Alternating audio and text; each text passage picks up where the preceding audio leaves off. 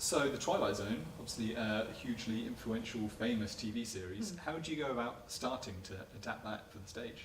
Well, the first thing is that I watched all of them, and then Richard and I sat down with about somewhere between 20 and 30, which we watched together.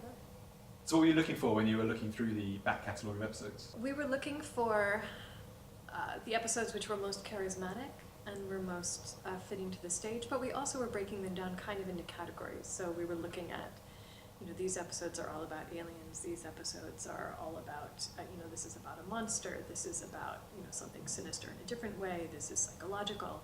And we were a little bit trying to pull from each of the kind of, the major Twilight Zone categories.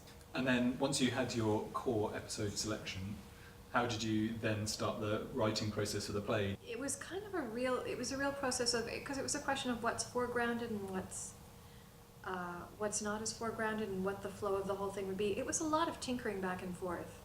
Much more than I normally do with a play, because you're dealing with all these discrete, separate elements. So it was a lot of sort of throwing things in, seeing how they worked, taking them out, shuffling them back in. A lot of shuffling. Shuffling. Yeah. Because in the past you've played quite a lot with structure and genre in your work. Is that something you think about when you're writing, or is it just something that kind of happens? I sometimes think about it. For Mr. Burns, which went up here a couple of years ago, I had the structure before I had the rest of the play. I knew it was 3 acts, I knew how far in advance each act took place. But often it's something which just takes place as I'm writing it. For this, it was kind of it's sort of a steely-eyed look at how they'll all fit together, but it also needed to be intuitive ultimately. It was sort of an odd mush back and forth between the two of them.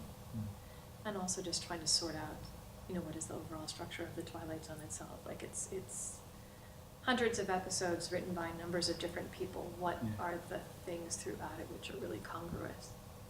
And what was your editing process like then? Do you write, pages and pages of stuff and then go back and edit, or do you edit as you go along? When I'm writing, I try to get to the end of whatever thing I'm working on and then edit, and to really be scrupulous about not cutting anything before that point, because you never know what's going to be useful. In something like this,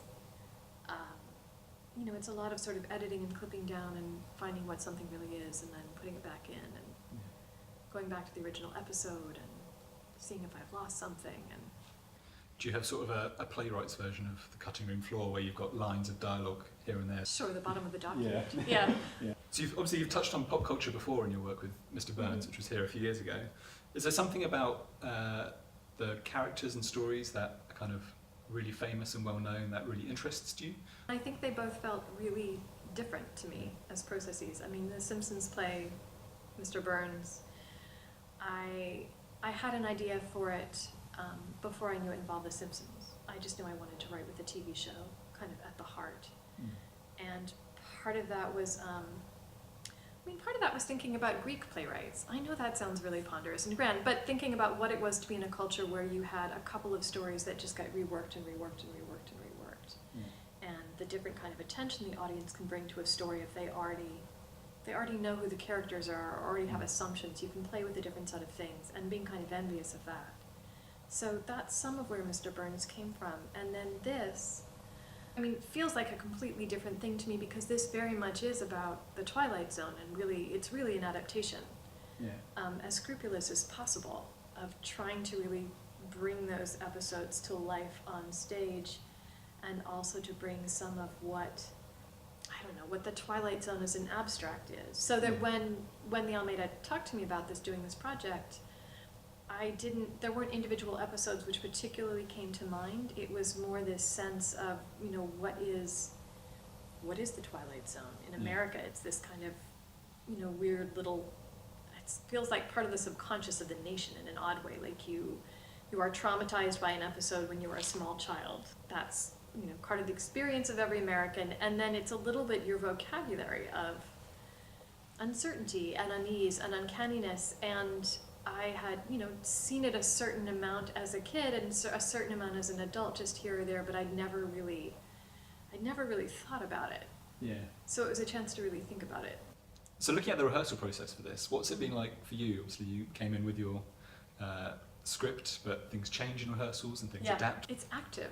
It's a very active rehearsal process. I mean, one thing that makes this rehearsal process very different is that there are 4 writers in the room, in a way. I mean, there's me, the only live one. There's Rod Serling, there's Beaumont, and there's Matheson. And we have 4 different writers represented in the text. And so I'm kind of trying to negotiate.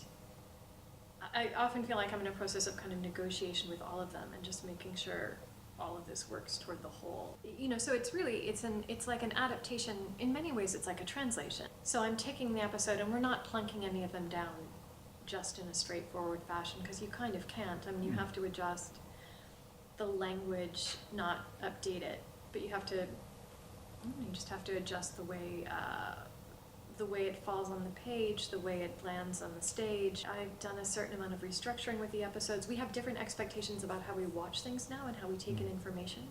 So it's a certain amount of jostling with that. And then they're also in relationship to each other in a way that they wouldn't have been so much the original series. Yeah. So they're adjusting it in that sense.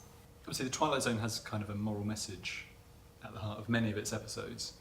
How do you go about translating that to theatre, or if you have translated that to the stage? Is it something you feel like theatre should do? And No, I don't think people should leave with any one thing from a show, I guess is my feeling. I feel like theatre is about complexifying life rather than simplifying it. Honing attention, maybe. The Twilight Zone is it could be quite preachy, but at its heart, weirdly, it's very much about character rather than morality. And morality is kind of built in it as as an engine. But it's really, when you look at it, it's really meant to be, each episode is a different person generally, facing some set of circumstances, some of which are quite bizarre.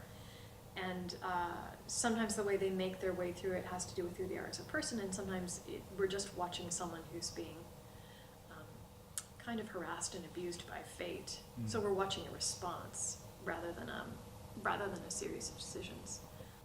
I guess I consider that when it comes to my own plays, to whatever degree I'm a moral person, which is to say somebody who's concerned about life and feels that they fail it, fairly frequently. I hope that crops up. I think you have to puzzle over something, then that's the one shot you have at actually having it mean something for you. Yeah. So when you were looking through the episodes and stories, what kind of ones did you not pick? There were some great ones we couldn't do because technically they were impossible. There's one called The Arrival, about an airplane which arrives with no passengers, and teams of investigators search through it, and no one can sort out why no one's on it and what happened, and they start to realize that they're all perceiving the plane differently, and it gets increasingly and more fabulously mysterious, and then most of the characters on screen, including the plane, just vanish in one moment. There's an episode called Midnight Sun, which is quite wonderful, that we had in a couple of drafts, because it's, among other things, it's the only episode that has 2 women as protagonists, and I don't know, I thought that might be kind of good. But it's about 2 women in New York City, midnight, the sun is blazingly hot. The Earth, for some reason, has shifted its orbit and is moving toward the sun, and the entire planet is heating up, and everyone has left New York to go to Canada to gain a couple more weeks of life, and these 2 women are left behind. And it's a wonderful episode for a variety of reasons, but it ultimately seemed a little, it felt really on the nose and reductive. It was a fantasy at the time, and now it felt like a really clear-cut message about global warming, so that was something we couldn't use. Have you been surprised about how relevant some of the episodes and issues are still today? Yeah, I mean, there are issue episodes sort of sprinkled throughout the Twilight Zone, and those are terrible now. Do you know? Because they're very bald, and they're not using the language that we're using now. But the issues that they were meant to address are completely still with us in one form or another. And I feel like we kind of feel them in an odd way more relevantly in some of the older episodes. Yeah. You can see how much has changed, or how much hasn't changed. How much has changed, how much hasn't changed. I mean, they're immensely sexist in a way that I think is kind of deeply enjoyable. Just sort of, it's just there. Yeah. It's just out front. It's kind of